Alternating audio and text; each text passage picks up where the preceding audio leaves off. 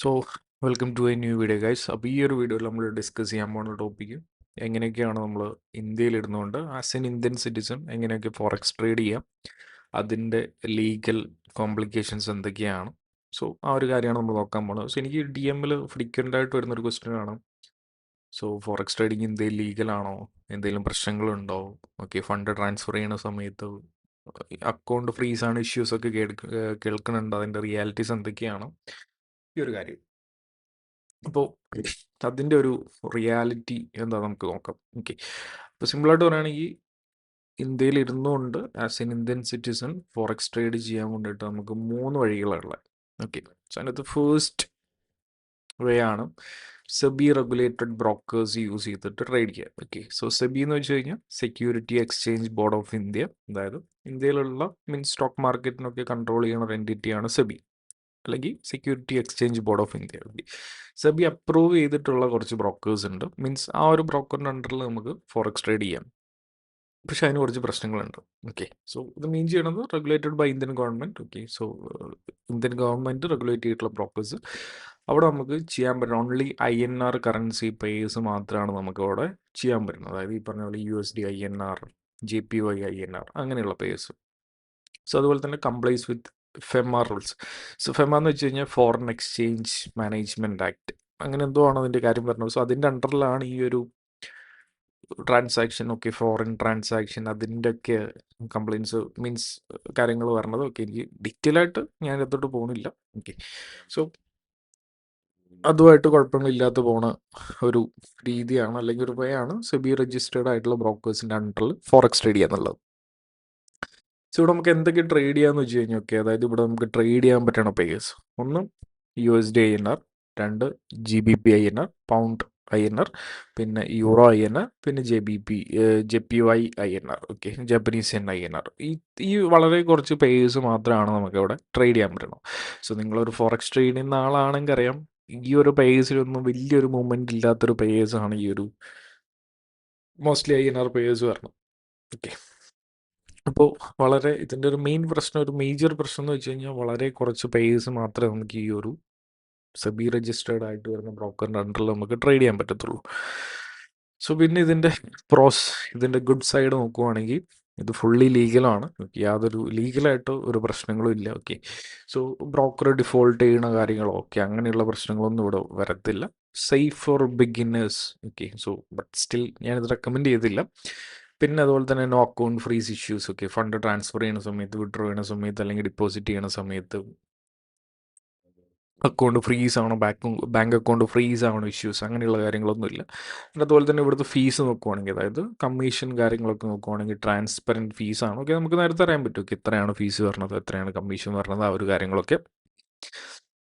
പിന്നെ ഇതിൻ്റെ ഒരു ബാഡ് സൈഡ് നോക്കുവാണെങ്കിൽ, കോൺസ് നോക്കുവാണെങ്കിൽ പറഞ്ഞ ഓൺലി 4 to 7 പേഴ്സ്, വളരെ ചുരുക്കം പേഴ്സ് മാത്രമാണ് നമുക്ക് ഇവിടെ ട്രേഡ് ചെയ്യാൻ പറ്റുന്നത്. പിന്നെ പറഞ്ഞത് ലോ ലിവറേജ് ഇല്ല ഇവിടെ. ഓക്കെ, മോസ്റ്റ്ലി ആൾക്കാർ ഫോറക്സ് ട്രേഡിങ്ങിലോട്ട് വരാൻ കാരണം തന്നെ ഓക്കെ ചെറിയൊരു ക്യാപിറ്റൽ വെച്ചിട്ട് നല്ലൊരു എമൗണ്ട് മീൻസ് ഒരു സ്റ്റാർട്ടിങ്ങിൽ പറഞ്ഞ സമയത്ത് ഓക്കെ ചെറിയൊരു ക്യാപിറ്റൽ വെച്ചിട്ട് നമുക്ക് വലിയ വലിയ പൊസിഷൻസ് മാനേജ് ചെയ്യാം എന്നുള്ള രീതിയിലാണ്. ഓക്കെ, അപ്പോൾ ഈ സെബി രജിസ്റ്റേർഡ് ആയിട്ടുള്ള ബ്രോക്കേഴ്സിൻ്റെ അണ്ടറിൽ വരുന്ന സമയത്ത് ലിവറേജ് വളരെ കുറവാണ്, അതുകൊണ്ട് മാർജിൻ കൂടുതലായിരിക്കും. ഓക്കെ, അതായത് നമുക്ക് ഒരു പൊസിഷൻ എടുക്കണമെങ്കിൽ തന്നെ അത്യാവശ്യം നല്ലൊരു എമൗണ്ട് നമുക്ക് അവിടെ ക്യാപിറ്റലായിട്ട് വേണ്ടി വരും. ആൻഡ് അതുപോലെ തന്നെ അവിടെ നമുക്ക് ആ ഒരു ബ്രോക്കറിനകത്ത് ക്രിപ്റ്റോയോ അല്ലെങ്കിൽ ഇൻഡീസസോ ഒക്കെ നോർമൽ നമ്മൾ ഫോറക്സിലോട്ട് പോയി കഴിഞ്ഞാൽ, ഫോറക്സ് ബ്രോക്കേഴ്സിലോട്ട് പോയി കഴിഞ്ഞാൽ അവിടെ നമുക്ക് US ഇൻഡെക്സും കാര്യങ്ങളൊക്കെ ട്രേഡ് ചെയ്യാൻ പറ്റും. US 500, US 100 ആ ഒരു കാര്യങ്ങളൊക്കെ നമുക്ക് ട്രേഡ് ചെയ്യാൻ പറ്റും. പക്ഷേ ഇവിടെ അതൊന്നും അവൈലബിൾ അല്ല. ഓക്കെ, അപ്പോൾ അതുപോലെ തന്നെ അത്യാവശ്യം നല്ല രീതിയിലുള്ള മാർജിൻ കാര്യങ്ങൾ വേണം. ഓക്കെ, സോ പിന്നെ ഈ പറഞ്ഞ പോലെ ബെസ്റ്റ് ഫോർ ഓക്കെ ഇത് ആർക്കാണ് സ്യൂട്ടബിൾ ആകുമെന്ന് വെച്ച് കഴിഞ്ഞാൽ, ഓക്കെ സേഫായിട്ട് ട്രേഡ് ചെയ്യാൻ നോക്കുന്നവർക്ക്, പിന്നെ അതുപോലെ തന്നെ new traders. But still new ട്രേഡേഴ്സിന് ഞാനിത് റെക്കമെൻഡ് ചെയ്യത്തില്ല. അപ്പോൾ നമ്മളിപ്പോൾ പറഞ്ഞു വന്നത് ഫേസ്റ്റ് വേ. ഓക്കെ, അതായത് ഇന്ത്യയിൽ ഇരുന്നുകൊണ്ട് ഫോറക്സ് ട്രേഡ് ചെയ്യാനുള്ള ഫേസ്റ്റ് വേ ഇത് സെബി രജിസ്റ്റേർഡ് ആയിട്ടുള്ള ബ്രോക്കേഴ്സിൻ്റെ അണ്ടറിൽ ട്രേഡ് ചെയ്യുക എന്നുള്ളതാണ് ഫേസ്റ്റ് വേ. ബട്ട് ഞാനിത് ആർക്കും റെക്കമെൻഡ് ചെയ്യത്തില്ല, കാരണം ഈ പറഞ്ഞ പോലെ നമ്മൾ എക്സ്പെക്ട് ചെയ്യുന്ന പേയേഴ്സും കാര്യങ്ങളൊന്നും അവിടെ ട്രേഡ് ചെയ്യാൻ പറ്റത്തില്ല. വളരെ ചുരുക്കം പേയേഴ്സാണ് ട്രേഡ് ചെയ്യാൻ പറ്റുന്നത്. അതുപോലെ തന്നെ മാർജിൻ കൂടുതൽ വേണ്ടി വരും, ലിവറേജ് ഇല്ല. ഓക്കെ, അങ്ങനെയുള്ള ഒരുപാട് പ്രശ്നങ്ങളുണ്ട്. ഓക്കെ, അപ്പോൾ ഫസ്റ്റ് വേ സെബി രജിസ്റ്റേർഡ് ആയിട്ടുള്ള ബ്രോക്കേഴ്സിൻ്റെ അണ്ടറിൽ ട്രേഡ് ചെയ്യാന്നുള്ളതാണ്.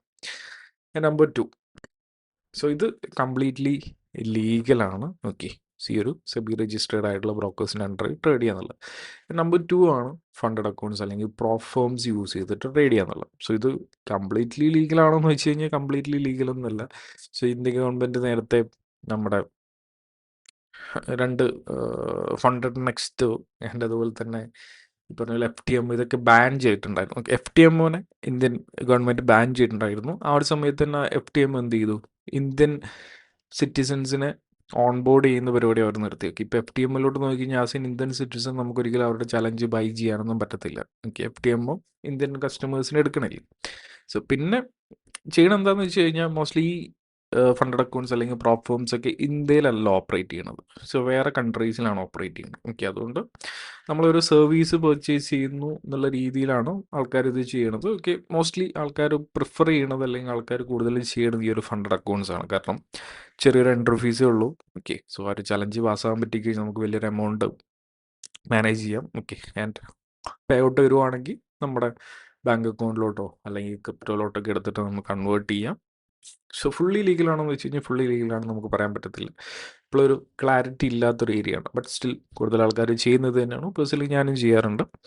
അപ്പോൾ ഫണ്ടഡ് അക്കൗണ്ട് എങ്ങനെ വർക്ക് ചെയ്യുന്നതെന്ന് വെച്ച് കഴിഞ്ഞാൽ പ്രോഫോംസ് ഗീവ്സ് ക്യാപിറ്റൽ, അതായത് നമുക്ക് ട്രേഡ് ചെയ്യാൻ വേണ്ടിയിട്ട് ഒരു കമ്പനി ഓക്കെ നമുക്കൊരു എമൗണ്ട് ക്യാപിറ്റലായിട്ട് തരും. ബട്ട് നമ്മൾ അവിടെ ഒരു എൻട്രി ഫീസ് ഉണ്ടാവും.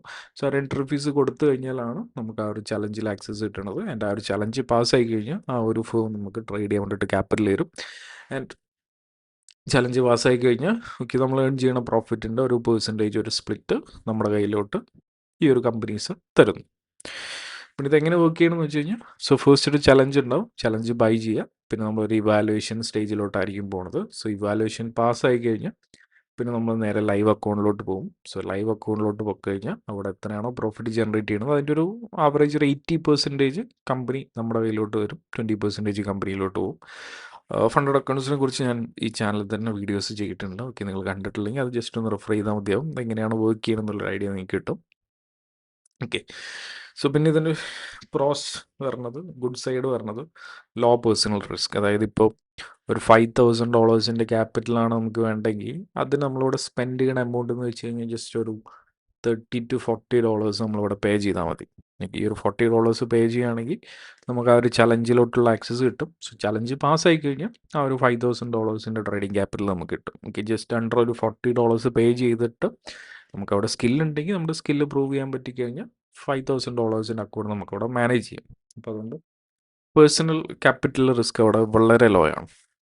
സോ പിന്നെ വരുന്നത് trade up to 500K capital. അതായത് നോർമലി 500K, അതായത് $5 lakh ഒക്കെ ക്യാപിറ്റലായിട്ട് പ്രൊവൈഡ് ചെയ്യുന്ന ഫേംസ് ഉണ്ട്. നോർമലി ഈ ഒരു ഫേംസ് സ്റ്റാർട്ട് ചെയ്യണത് ഒരു സ്റ്റാർട്ടിങ് ക്യാപിറ്റൽ എന്ന് വെച്ച് കഴിഞ്ഞാൽ $5,000. ഓക്കെ, $5,000 അക്കൗണ്ട് ഉണ്ടാവും. പിന്നെ $10,000, പിന്നെ $25,000, പിന്നെ ഈ പറഞ്ഞ പോലെ $50,000, $1 lakh, $2 lakh, $5 lakh, അങ്ങനെ പല അക്കൗണ്ട് സൈസും ഉണ്ട്. നോർമലി സ്റ്റാർട്ട് ചെയ്യുന്നത് $5,000 എന്നാണ്. സോ $5,000 സ്റ്റാർട്ട് ചെയ്യാൻ ജസ്റ്റ് ഒരു എൻട്രി ഫീസ് ഞാൻ നേരത്തെ പറഞ്ഞ പോലെ ജസ്റ്റ് ഒരു $30 to $40 അണ്ടറിൽ നമുക്ക് സ്റ്റാർട്ട് ചെയ്യാം. ഓക്കെ, സോ വളരെ ചെറിയൊരു എൻട്രി ഫീസാണ്. സോ അക്കൗണ്ട് സൈസ് ഇൻക്രീസ് ചെയ്യുന്നതിനനുസരിച്ച് ആ ഒരു ചലഞ്ച് ഫീസ് അവിടെ കൂടും. പിന്നെ പറഞ്ഞത് access to many markets. Okay, ഇതിൻ്റെ അകത്ത് തന്നെ നമുക്ക് എന്ത് ചെയ്യാം, ഫോറക്സ് ട്രേഡ് ചെയ്യാം, ഓൾമോസ്റ്റ് എല്ലാ പേഴ്സും ട്രേഡ് ചെയ്യാം, കമ്മോഡിറ്റീസ് ട്രേഡ് ചെയ്യാം, ഗോൾഡ്, സിൽവർ, കമ്മോഡിറ്റീസ് ട്രേഡ് ചെയ്യാം. പിന്നെ അതുപോലെ തന്നെ ഇൻഡീസസ് ട്രേഡ് ചെയ്യാം, നാസ് 100 ആ ഒരു പിന്നെ ഈ പറഞ്ഞ പോലെ ജർമ്മൻ 40 ആ ഒരു കാര്യങ്ങളൊക്കെ നമുക്ക് ട്രേഡ് ചെയ്യാം. പിന്നെ ക്രിപ്റ്റോ, മേജർ ക്രിപ്റ്റോ പേയേഴ്സ് അതിൻ്റെ അകത്ത് അവൈലബിൾ ആണ്. അങ്ങനെയുള്ള ഒരുപാട് അഡ്വാൻറ്റേജസ് ഉണ്ട്. പിന്നെ ഉള്ളതാണ് സ്കെയിലിംഗ് പ്ലാൻസ്. അതായത് നല്ലൊരു പെർഫോമൻസ് നമുക്ക് അവിടെ ചെയ്യാൻ പറ്റുവാണെങ്കിൽ നമുക്കവിടെ അക്കൗണ്ട് സ്കെയിൽ ചെയ്യാനുള്ള ഓപ്പർച്യൂണിറ്റീസ് കാര്യങ്ങളൊക്കെ ഉണ്ട്. പിന്നെ ഇതിൻ്റെ ഇതിൻ്റെ ഒരു ബാഡ് സൈഡ് പറഞ്ഞത് അവിടെ റൂൾസ് ഉണ്ട്, സ്ട്രിക്റ്റ് റൂൾസ് ഉണ്ട്. അതായത് ചലഞ്ചിലായി കഴിഞ്ഞാൽ ലൈവ് അക്കൗണ്ടിലോട്ട് ആയി കഴിഞ്ഞാലും ഒരു ദിവസം നമുക്ക് മാക്സിമം 5% മാത്രമേ ലോസ് വരാൻ പാടുള്ളൂ. ടോട്ടൽ നമുക്കിവിടെ 10% മാത്രമേ ലോസ് വരാൻ പാടുള്ളൂ.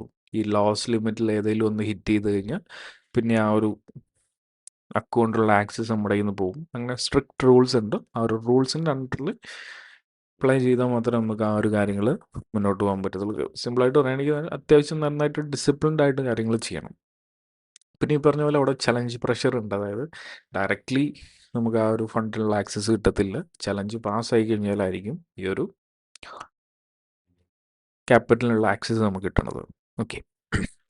സോ പിന്നെ ബെസ്റ്റ് ഫോർ ആർക്കാണ് ഇത് സ്യൂട്ടബിൾ ആയിട്ടുള്ളതെന്ന് വെച്ച് കഴിഞ്ഞാൽ traders with skills but less capital. അതായത് അത്യാവശ്യം സ്കില്ലുള്ള, ഓക്കെ, സോ സ്ട്രാറ്റജി ഉണ്ട്, റിസ്ക് മാനേജ്മെൻറ്റ് ഉണ്ട്, പ്രോപ്പറായിട്ട് ഡിസിപ്ലിനായിട്ട് ട്രേഡ് ചെയ്യുന്നുണ്ട്, അങ്ങനെയുള്ള ആൾക്കാർക്ക് സ്യൂട്ടബിൾ ആയിട്ടുള്ളൊരു വേ ആണ് ഈ ഒരു ഫണ്ടഡ് അക്കൗണ്ട്സ് എന്ന് വെച്ച് കഴിഞ്ഞാൽ. ഓക്കെ, സോ ബിഗിനേഴ്സിന് സ്യൂട്ടബിൾ ആണോ എന്ന് വെച്ച് കഴിഞ്ഞാൽ ജസ്റ്റ് പഠിക്കാനുണ്ട്. ഓക്കെ, പ്രോപ്പറായിട്ട് റിസ്ക് മാനേജ്മെൻ്റ് ഒക്കെ പഠിക്കാൻ വേണ്ടിയിട്ട് സ്റ്റാർട്ടിങ്ങിൽ യൂസ് ചെയ്യാം. ബട്ട് ഒരു പ്രോപ്പർ സിസ്റ്റം ഇല്ലാണ്ട്, മീൻസ് ഈ പറഞ്ഞ പോലെ ഒരു trading strategy, risk management, discipline, ആ ഒരു 3 കാര്യങ്ങൾ ബിൽഡ് ചെയ്യാണ്ട് ഇതിൻ്റെ അകത്തോട്ട് വരാതിരിക്കുന്നതാണ് നല്ലത്. സോ നമ്മളിങ്ങനെ എന്താ പറയുക, ഫണ്ടഡ് അക്കൗണ്ട് എടുത്ത് അത് ഫെയിലായി, എടുത്ത് ഫെയിലായി, ജസ്റ്റ് ആ ഒരു ലൂപ്പിലോട്ട് പോയിക്കൊണ്ടിരിക്കും. ഓക്കെ, സോ ഒരു പ്രോപ്പർ സിസ്റ്റം ബിൽഡ് ചെയ്തതിന് ശേഷം മാത്രം ഫണ്ടഡ് അക്കൗണ്ടിലോട്ട് വരാം. അപ്പോൾ ഇതാണ് നമ്മുടെ സെക്കൻഡ് വേ, അതായത് ഫണ്ടഡ് അക്കൗണ്ട്സ്. കംപ്ലീറ്റ്ലി ലീഗലാണെന്ന് പറയാൻ പറ്റത്തില്ല, സ്റ്റിൽ ഒരു ഗ്രേ ഏരിയയിൽ കിടക്കുന്ന ഒരു കാര്യമാണ് ഈ ഒരു ഫണ്ടിങ് ഫേംസ് അല്ലെങ്കിൽ ഫണ്ടഡ് അക്കൗണ്ട്സ് പറഞ്ഞത്. ബട്ട് ഈ പറഞ്ഞ പോലെ വലിയ കുഴപ്പങ്ങളൊന്നുമില്ല. അത്യാവശ്യം നമുക്ക് നല്ല രീതിയിൽ പേ ഔട്ട് കാര്യങ്ങളൊക്കെ എടുക്കുകയാണെങ്കിൽ അതൊക്കെ കൺവേർട്ട് ചെയ്യാനുള്ള ഓപ്ഷൻസ് കാര്യങ്ങളൊക്കെ ഉണ്ട്. ഓക്കെ, സോ അപ്പോൾ നമ്മൾ 2 വേസ് ഡിസ്കസ് ചെയ്തു, സെബി റെഗുലേറ്റഡ് ബ്രോക്കേഴ്സ് പിന്നെ ഫണ്ടഡ് അക്കൗണ്ട്സ്.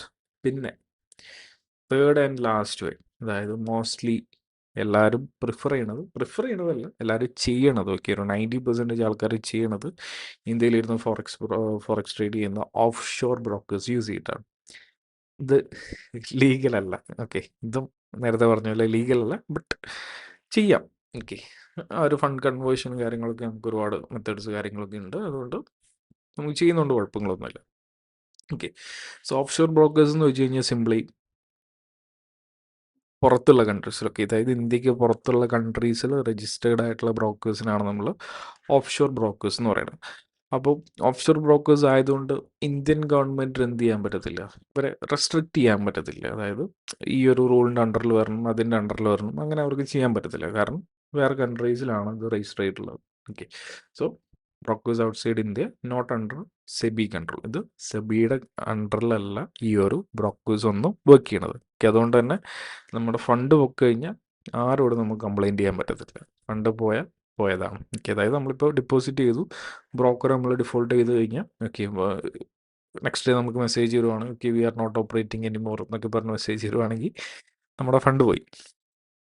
അത്രേ ഉള്ളൂ. നമുക്ക് ഇവിടെയും കേസ് കൊടുക്കാനും ഒന്നും പറ്റത്തില്ല. ഓക്കെ, കാരണം ഓഫ് ഷോർ ബ്രോക്കേഴ്സാണ്, ഇന്ത്യയിലല്ല രജിസ്റ്റർ ചെയ്തിട്ടുള്ളത്. ഓക്കെ, സോ ഇതിൻ്റെ അഡ്വാൻറ്റേജസ് എന്ന് വെച്ച് കഴിഞ്ഞാൽ ഇവിടെ നമുക്ക് എല്ലാ പേഴ്സും ട്രേഡ് ചെയ്യാം. ഓക്കെ, അതായത് ഓൾമോസ്റ്റ് എല്ലാ ഫോറക്സ് പേഴ്സും ട്രേഡ് ചെയ്യാം. മേജർ, മൈനർ, എക്സോട്ടിക് എന്ന് പറഞ്ഞിട്ട്, പിന്നെ അതുപോലെ തന്നെ കമ്മോഡിറ്റീസ് ട്രേഡ് ചെയ്യാം, ഗോൾഡ്, പിന്നെ അതുപോലെ തന്നെ ഓയിൽ, ഇൻഡീസസ്, പിന്നെ ക്രിപ്റ്റോ, മോസ്റ്റ്ലി എല്ലാ CFDസും നമുക്കിവിടെ ട്രേഡ് ചെയ്യാൻ വേണ്ടി പറ്റും. ഓക്കെ, മീൻസ് ഇതിൻ്റെ അഡ്വാൻറ്റേജ് ഈ ഒരു സെബി രജിസ്റ്റേർഡ് ആയിട്ടുള്ള ബ്രോക്കേഴ്സുമായിട്ട് കമ്പയർ ചെയ്യുന്ന സമയത്ത് സെബി രജിസ്റ്റേർഡിൽ വളരെ ലിമിറ്റഡ് നമ്പേഴ്സ് ഓഫ് പേയേഴ്സ് മാത്രമേ നമുക്ക് ട്രേഡ് ചെയ്യാൻ പറ്റത്തുള്ളൂ. ഇവിടെ ആകുമ്പോൾ നമുക്ക് കംപ്ലീറ്റ് ഫ്രീഡം ഉണ്ട്. ഓക്കെ, എല്ലാ പേയേഴ്സും ട്രേഡ് ചെയ്യാം.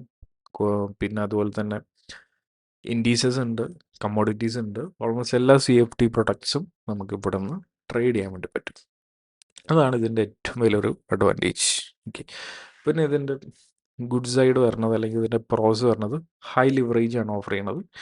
സോ 3000 ടൈംസ് വരെയൊക്കെ ലിവറേജ് പ്രൊവൈഡ് ചെയ്യുന്ന ബ്രോക്കേഴ്സ് ഉണ്ട്. പക്ഷേ ഞാൻ നേരത്തെ പറഞ്ഞ പോലെ ഈ ലിവറേജ് എന്ന് വെച്ച് കഴിഞ്ഞാൽ അതിന് 2 സൈഡ് ഉണ്ട്, ഗുഡ് സൈഡ് ഉണ്ട്, ബാഡ് സൈഡ് ഉണ്ട്. പ്രോപ്പറായിട്ട് യൂസ് ചെയ്യാൻ അറിയെങ്കിൽ ഇറ്റ്സ് ഗുഡ്, പ്രോപ്പറായിട്ട് യൂസ് ചെയ്യാൻ അറിയത്തില്ലെങ്കിൽ ഇറ്റ്സ് നോട്ട് ഗുഡ്. ഓക്കെ, നമ്മുടെ അക്കൗണ്ട് അവിടെ വാഷ് ഔട്ട് ആവാനുള്ള ചാൻസസ് ഒക്കെ ഉണ്ട്.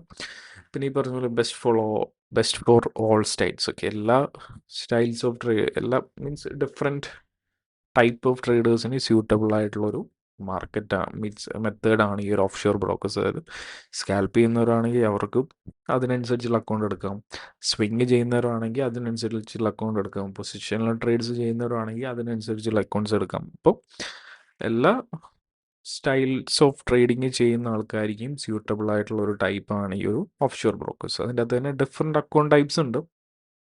ഈ പറഞ്ഞ പോലെ മൈക്രോ അക്കൗണ്ട്സ്, അതുപോലെ തന്നെ